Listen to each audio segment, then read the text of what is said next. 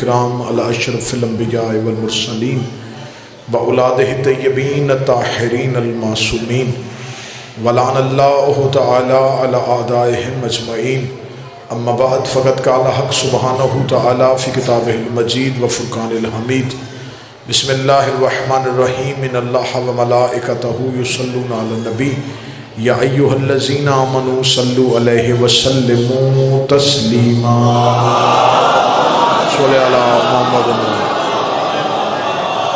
دعا ہے مالکان عزت بارگاہ عزت میں ہوئے ہر صاحب عزت کی عزت کو محفوظ فرمائے، آقا زادی اس عبادت کا بہتر سے بہتر اجر عطا فرمائے، ہمارا شمار سیدہ کے طرفداروں میں، امیر المومنین کے پیروکاروں میں اور مولا حسین کے عزاداروں میں سے فرمائے، موت کی ہچکی ہو زباں پہ ورد علی ولی اللہ جاری فرمائے، قبر کی پہلی رات ہو زیارت امیر نصیب فرمائے، قیامت کی صبح ہو شفاعت شبیہ نصیب فرمائے، وارث کے ظہور میں تاجیل فرمائے، دعائیں قبولیت تک پہنچائیں، سہارا درود کر لیں، بلند آواز سے صلوات پڑھیں، اللہم صلی علی محمد و علی۔ اجازت ہے ذکر شروع کیا جا سکتا؟ میں نے آپ کے سامنے اللہ کے قرآن سے، مقدس ترین کتاب سے وہ آیہ کریمہ تلاوت کی ہے جو مشہور بھی ہے اور معروف بھی ہے۔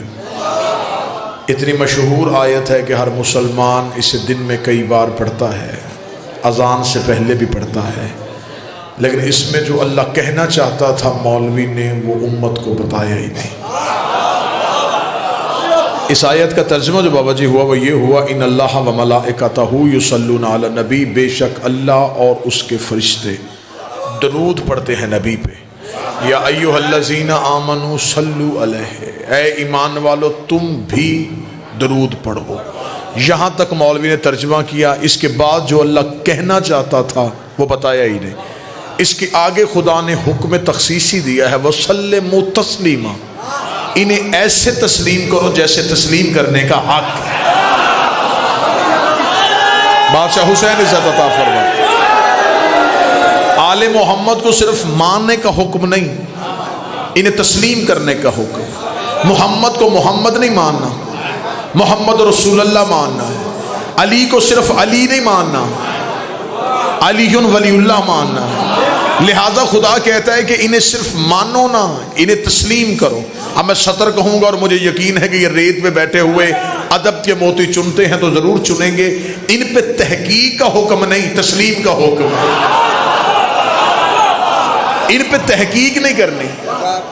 پانی مارت بستی گاٹیاں تو خطاب کرنا ہے اپنے منہ۔ مجھے یقین پتہ نہیں ہے کہ میری ڈائری پہ لکھی ہے یا نہیں لکھی، میں ایسے اعلان نہیں کر سکتا، میں بڑی بات، اگر لکھی ہوئی تو میں ضرور پڑھوں گا، متوجہ ہے صاحبہ؟ ان پہ تحقیق کا حکم نہیں، تسلیم کا حکم۔ تحقیق ہے غیر معصوم پہ، تحقیق ہے گنہگار پہ، تحقیق ہے خاکی پہ۔ اب ایک بندہ بولے ضرور، جن پہ تحقیق کا حکم تھا انہیں تسلیم کیا جا رہا ہے۔ بادشاہ حسین اس ہاتھ کو ہمیشہ سلامت رکھے۔ جن پہ تسلیم کا حکم تھا ان پہ تحقیق کی جا رہی ہے۔ آل محمد پہ تو تحقیق کا حکم ہی نہیں تھا، ان کے فضائل پہ تو تحقیق ہے ہی نہیں، ان کے فضائل پہ تو صرف تسلیم ہے۔ قرآن پہ تحقیق نہیں ہوتی، تسلیم ہوتا ہے۔ قرآن سمجھ میں آئے پھر بھی مانو، نہ سمجھ میں آئے پھر بھی مانو۔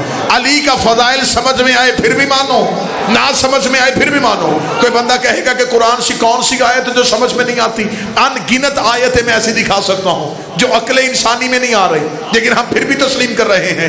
آدم بغیر ماں باپ کے دنیا میں کیسے آیا؟ تحقیق نہیں کرنی، تسلیم کرنا ہے۔ نوح کے تندور سے پانی نکل کے پہاڑوں کے اوپر کیسے چلا گیا؟ تحقیق نہیں کرنی، تسلیم کرنا ہے۔ موسیٰ کی عصا نے دریا میں رستہ کیسے بنا لیا؟ تحقیق نہیں کرنی، تسلیم کرنا ہے۔ موسیٰ کا عصا اژدہا کیسے بن گیا؟ تحقیق نہیں کرنی، تسلیم کرنا ہے۔ ابراہیم نے نارے نمرود کو ٹھنڈا کیسے کیا؟ تحقیق نہیں کرنی، تسلیم کرنا ہے۔ اسماعیل چھری کے نیچے سے کیسے نکل آیا؟ تحقیق نہیں کرنی، تسلیم کرنا ہے۔ یونس 40 دن مچھلی کے پیٹ میں زندہ کیسے رہا؟ تحقیق نہیں کرنی، تسلیم کرنا ہے۔ عیسیٰ نے ٹھوکر سے مردہ زندہ کیسے کر دیا؟ تحقیق نہیں کرنی، تسلیم کرنا ہے۔ یعقوب کو یوسف کے کرتے نے آنکھیں کیسے دی؟ تحقیق نہیں کرنی، تسلیم کرنا ہے۔ اور مولوی اگر تو قرآن کی آیتوں کو تحقیق نہیں کرتا تو پھر یہ بھی تحقیق نہیں ہونی کہ علی 40 جگہوں پہ کیسے چلا گیا، علی نے خیبر کا دروازہ کیسے اکھاڑ دیا، علی نے مردہ کیسے زندہ کر دیا، حسین نے بیٹے کیسے دے دیے۔ جو قرآن پہ تحقیق تحقیق کرے وہ بھی کافر ہے، جو علی پہ تحقیق کرے وہ بھی کافر۔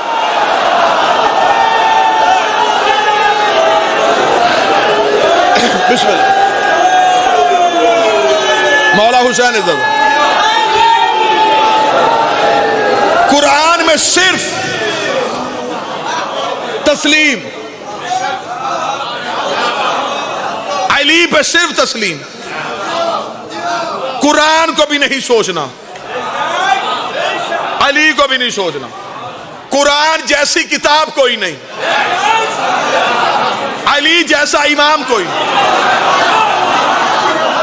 قرآن جید ہے، علی سید ہے، قرآن پاک ہے، علی بھی پاک ہے، قرآن میں سورہ کوثر ہے، علی ساقی کوثر ہے، قرآن میں سورہ رحمان ہے، علی رحمان کی جان ہے، قرآن میں آل عمران ہے، علی اولاد عمران ہے، قرآن میں سورہ قدر ہے، علی صاحب قدر ہے، قرآن میں سورہ مومنون ہے، علی امیر المومنین ہے، قرآن میں سورہ منافقون ہے، علی قاتل المنافقین ہے، قرآن کو پڑھنا عبادت ہے، علی علی کرنا عبادت ہے، قرآن کو نجس چھو نہیں سکتا، علی سے حرامی محبت کر رہے ہیں۔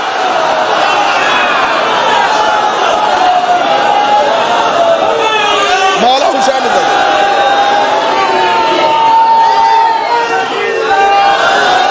بسم اللہ سے، قرآن کی چھوٹی بھی آیت بڑی بھی آیت، اس گھر کا چھوٹا بھی علی،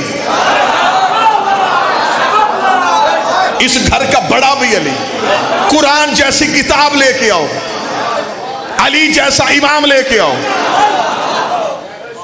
قرآن بھی تسلیم،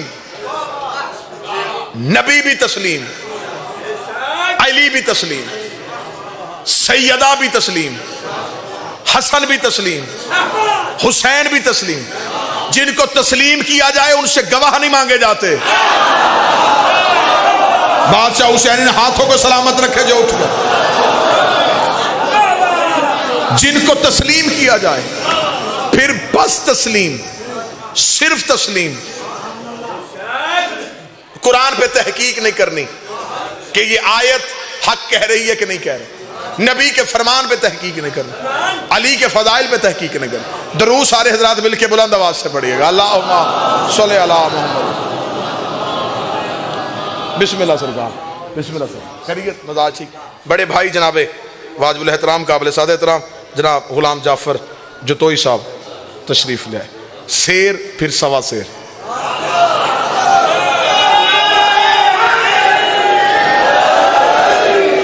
مالک اس گلشن کے محافظوں کو ہمیشہ اپنی محافظت میں رکھے، بری نظر سے بچائے، حاسد کے حسد سے بچائے، شریر کے شر سے بچائے، برے کی خبر سے بچائے، ہمیشہ یہ زبانیں سلامت رہیں جو منبر پہ بغیر خوف کے حق بولتی۔ وہ ایک لال داڑھی والا مولوی پچھلے کئی دنوں سے بھونک رہا ہے نا جی، علی کے باپ کے ایمان پہ، تو اس نے صرف بند کمروں میں کیمرہ لگا کے گفتگو کرنا بڑا آسان ہوتا ہے، کہیں چوک سجا، کہیں میدان سجا، کہیں منبر لگا، کہیں کھل کے سامنے آ، کہیں کھل کے بیٹھ کے بات کر، سامنے پورا پنڈال ہو، تیری بھی عوام ہو، ہماری بھی عوام ہو، کہیں کھلا میدان ہو، پھر تو علی کے باپ کے ایمان پہ بھونک، پھر ہم تجھے بتائیں کہ صرف علی کے باپ پہ بات نہیں ہونی، پھر ہر کسی کے باپ پہ بات ہونی ہے، پھر ہم صرف علی کے باپ کا ایمان ثابت نہیں کریں گے، ہم اول سے شروع کریں گے کہ پہلے کا باپ کب مسلمان ہوا تھا، دوسرے کے باپ نے کلمہ کب پڑھا تھا، تیسرے کے باپ نے کلمہ کب پڑھا تھا، پھر تیرے بڑے بڑے پیروں کے شجرے کھول کے بتائیں گے، اور مجھے عزت علی کی قسم ہے ہم علی کے باپ کا ایمان ثابت کر لیں گے، تجھ سے پیروں کا باپ بھی ثابت نہیں ہے۔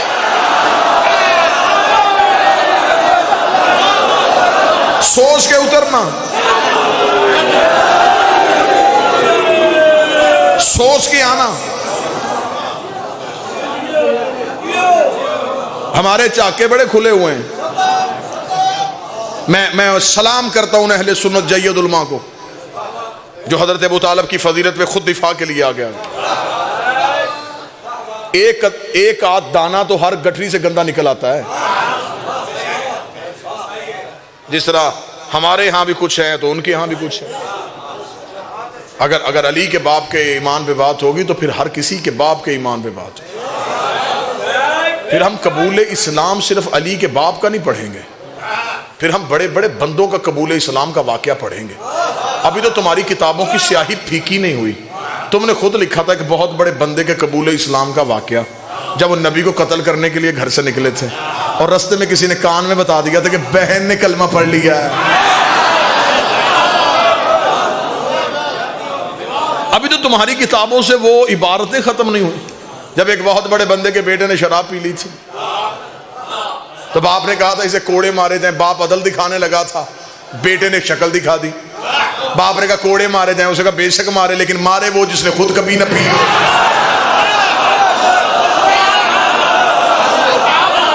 ابھی تو تمہارے ہاں وہ روایتیں لکھی ہیں کہ جو خود کہہ گئے کہ ہمارے ہاں شرک چیونٹی کی چال چلتا ہے۔ ہم زبان گدی سے کھینچ لیں گے جو علی کے باپ پہ بھونکے گی۔ ہم صرف اولاد ابو طالب کا دفاع نہیں کرتے، ہم حضرت ابو طالب کے دفاع کے لیے بھی کھڑے۔ دشمن کہیں سے حملہ کرے ہم جواب کے لیے تیار ہیں، صرف ان کو تسلیم کرنے کا حکم ہے، ان پہ تحقیق کرنے کا حکم ہے ہی نہیں۔ آج تک میں نے نہیں دیکھا کہ کوئی اشتہار لگا ہو قرآن تحقیقی سیمینار، قرآن تحقیقی کانفرنس، کیا وہ قرآن پہ تحقیق کرے؟ نہیں، قرآن کی کسی آیت پہ تحقیق نہیں، پھر علی کے فضائل پہ تحقیق نہیں۔ قرآن سمجھ میں آئے پھر بھی مانو، نہ سمجھ میں آئے پھر بھی مانو، علی کا فضائل سمجھ میں آئے پھر بھی مانو، نہ سمجھ میں آئے پھر بھی مانو۔ مولوی سے پوچھو یہ جو قرآن میں آیتیں لکھی اور واقعات لکھے یہ ہماری سمجھ میں تو آ نہیں رہے، وہ کہتے نہیں آ رہے، لیکن یہ اللہ کی قدرت کا نتیجہ ہے۔ اگر قرآن کے واقعات اللہ کی قدرت کی وجہ سے ہیں تو علی کے معجزات علی کی ولایت کی وجہ سے۔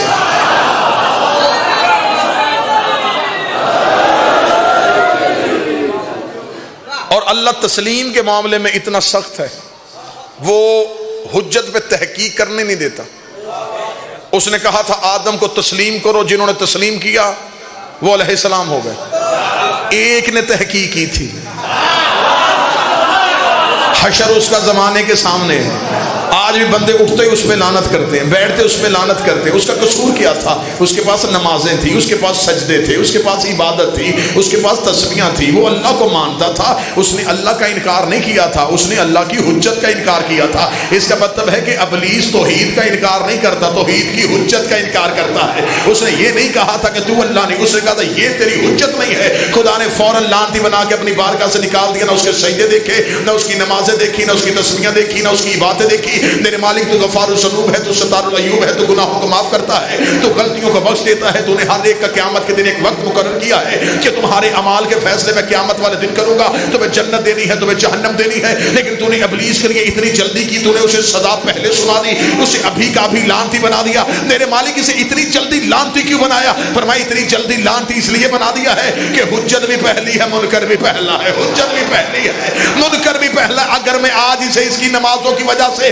معاف کر دیتا، کل کو بڑے بڑے حجت کے منکر نمازوں کے ٹوکرے اٹھا کے میرے دروازے پہ آ جاتے کہ تو نے اسے بھی معاف کیا تھا، ہمیں بھی معاف کر دے، اسے بھی بخشا تھا، ہمیں بھی بخش دے۔ میں اس کے گلے میں لعنت کا توق ڈال کے دنیا کو بتا رہا ہوں، جب میں صفی اللہ کا منکر برداشت نہیں کرتا تو علی ولی اللہ کے منکر۔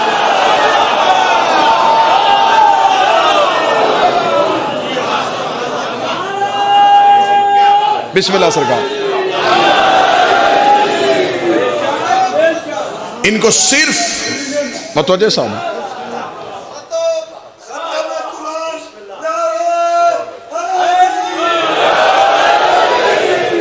ان پہ تحقیق نہیں، ان پہ تسلیم ہے۔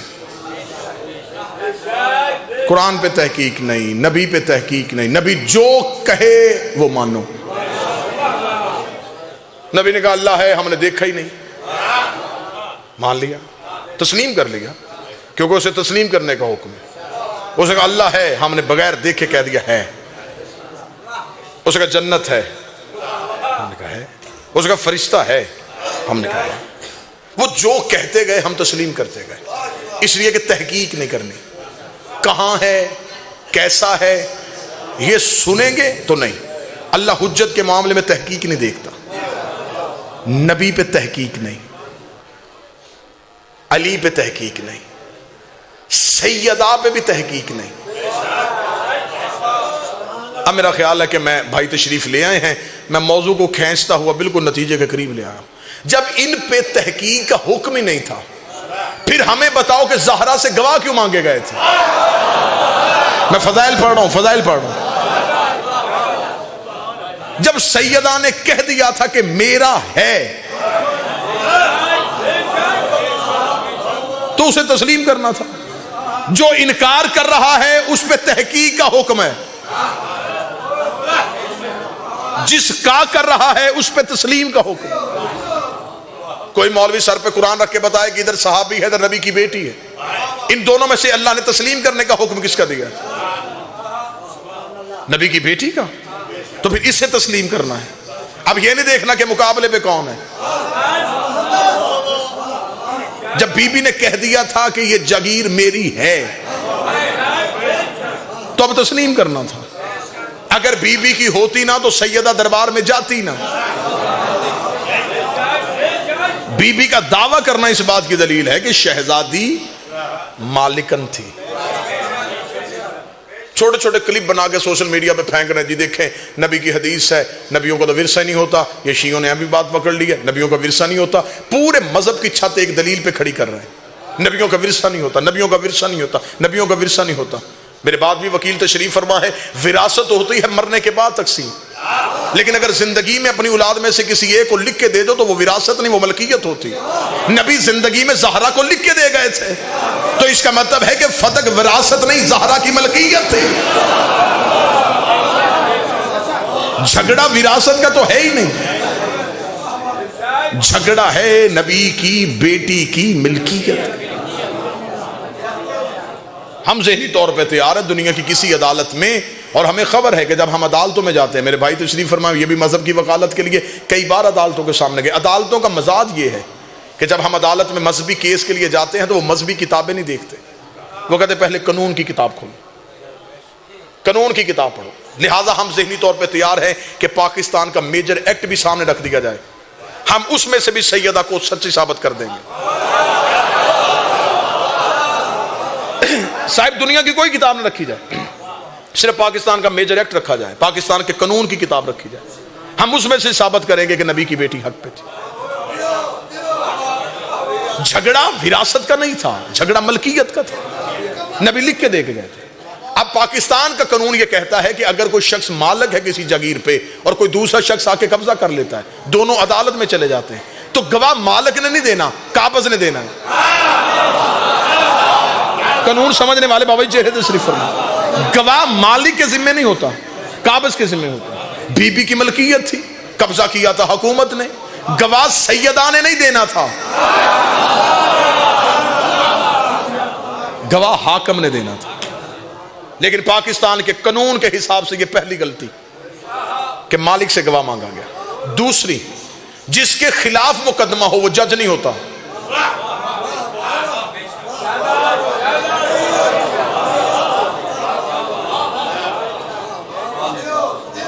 بھائی حکومت کے خلاف اگر آپ کو کوئی شکایت ہے کہ حکومت سے ہمیں یہ گلہ ہے تو آپ عدالت میں جائیں گے، عدالت حکومت کے نمائندے کو طلب کرے گی، وہ اس سے جواب مانگے گی. یہ نہیں ہے کہ حکومت کوئی بھیج دے کہ اس کا فیصلہ کرو. یہ تاریخ انسانیت کا اپنی نوعیت کا پہلا مقدمہ تھا کہ جس کے خلاف کیس تھا وہی جج تھا. بھائی پچھلے دنوں آپ نے دیکھ نہیں رہا، میں کوئی جنگل میں تو گفتگو نہیں کر رہا، پچھلے دنوں ہر ایک چہرہ، اب میڈیا ہر ایک جگہ پہ آپ کے ہاتھوں میں کائنات ہے، آپ ہتھیلی پہ دنیا اٹھا کے پھر رہے ہیں، آپ ہر طرح کے حالات سے واقف ہے. آپ نے دیکھ لیا کہ پچھلے دنوں میں ایک حکومت پاکستان کی کیوں گرا دی گئی. یہ ممبر سیاست کا ممبر نہیں ہے، لیکن میں تمثیلاً ایک لفظ کہنے لگا ہوں. یہ حکومت کیوں ختم کر دی گئی جو پچھلی حکومت تھی؟ صرف عدالت نے اسے اتنا کہا کہ آپ کے خلاف ایک اپلیکیشن، ایک درخواست آئی ہے کہ آپ کی کوئی جگیر ہے لندن میں، آپ کے پاس اس کے کاغذ ہیں. انہوں نے کاغذ نہیں دکھائے، انہوں نے تخت سے اتار دیا. انہوں نے کہا تو حکومت کرنے کے اہل ہی نہیں ہے، کہ تو نے تو کسی کی جگیر پہ قبضہ کیا ہوا ہے، تو نے تو کسی کی جائیداد پہ قبضہ کیا ہوا ہے. اس کا مطلب ہے کہ حاکم جگیر کے کاغذ نہ دکھائے تو اسے حکومت سے نکال دیا جاتا ہے. ہمیں انتظار ہے جب 12واں آئے گا پھر قبر سے نکال کے گا. مجھے بتاؤ فتح تمہاری جگیر تھی یا ہماری جگیر؟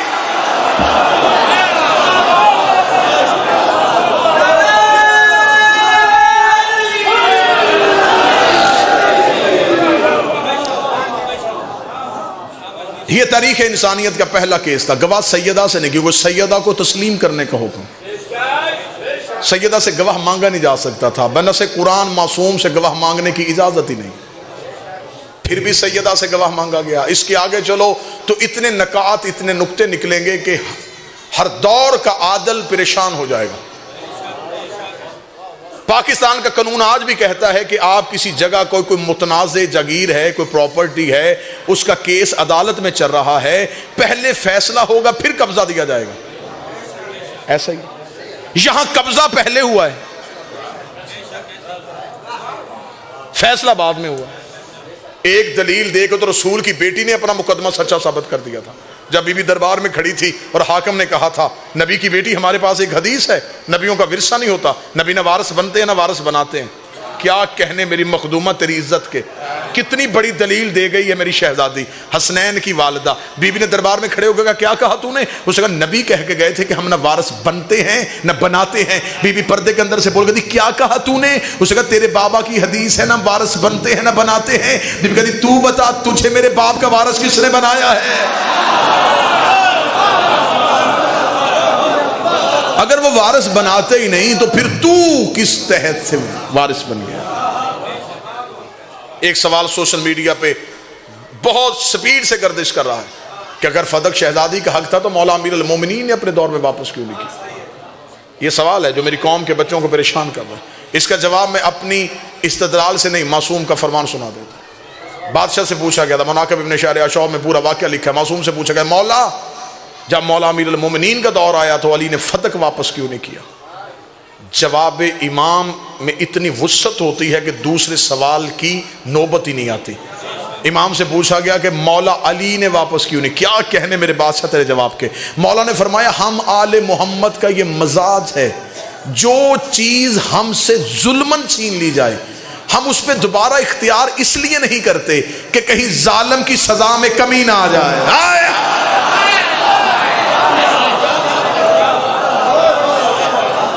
ظالم کی سزا میں کمی نہ آ جائے۔ رسالت امام نے مکہ چھوڑا تو رسالت امام کو جو آبائی گھر تھا اس پہ ابو لہب نے قبضہ کر لیا۔ جب رسول فتح مکہ کے بعد واپس آئے تو صحابہ نے کہا یا رسول اللہ آپ کے گھر کا دروازہ کھولیں؟ فرمایا نہیں، میں ابو لہب پہ لعنت کو روکنا نہیں چاہتا۔ میرے چوتھے امام سے کہ بندے نے پوچھا تھا مولا قتل حسین کا بدلہ کس نے لینا ہے؟ فرمایا ہمارے آخری بیٹے نے۔ اس نے کہا مولا آپ علی نہیں ہیں، آپ کی رگوں میں علی کا خون نہیں ہے، آپ امام نہیں ہیں، اگر بدلہ امام نے لینا ہے تو پھر آپ کیوں نہیں لے رہے؟ امام نے جلال میں آ کے کہا اگر میں بدلہ لیتا تو صرف اس دور کے یزیدیوں سے لیتا، بدلہ 12ویں نے لینا ہے تاکہ ہر دور کے یزیدیوں سے لے سکے۔ آپ یہ نہ سمجھیں کہ فتق کا انتقام ابھی ہونا ہے، فتق کا انتقام باقی ہے، جب آئے گا پردہ غیبت سے تو پھر پوچھے گا کہ جس کو تسلیم کا حکم تھا اسے دربار میں کھڑا کیوں رکھا؟ جس کو تسلیم کرنے کا حکم تھا اسے گواہ کیوں مانگے گا؟ 4 گھنٹے کھڑی رہی ہے نبی کی بیٹی۔ تم کیا سمجھتے ہو کسی عام شخص کی بیٹی گئی تھی، کوئی عام مستور گئی تھی جس کے دروازے پہ نبی کھڑے ہوتے تھے؟ میں منبر سے دعا کر رہا ہوں، دعا کیا کرو اللہ کسی کی شریف کی بیٹی کو مانگنا نہ پڑے، اور اس بیٹی کو تو بالکل مانگنا نہ پڑے جسے مانگنے کا طریقہ نہ ہوتا۔